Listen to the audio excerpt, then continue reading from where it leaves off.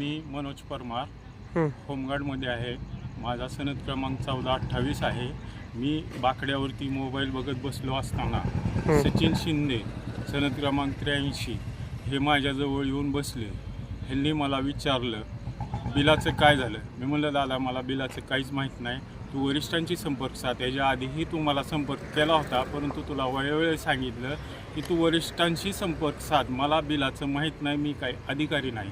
मग यांनी जाऊन सुरेश देवकुळेंना सांगितलं की परमार असा म्हणायला लागला की तुमच्यामुळं आमची बिलं निघत नाहीत, तुमच्यामुळं मॅडमनी बिलावरती सही केली नाही असं परमार बोलला. म्हणून माझ्याशी हुज्जत घालत सुरेश देवकुळे, अविनाश साळुंके हे माझ्या अंगावर आले. मी निघून जात असताना सुरेश देवकुळेनं माझा हात पिरगळला आणि शर्ट ओढून माझ्या गुंड्या तोडल्या आणि मारण्याची धमकी दिली. हे तुमच्यासमोर आहे. मॅडमला एवढीच विनंती आहे की आम्हाला त्यांच्यापासून वाचवा.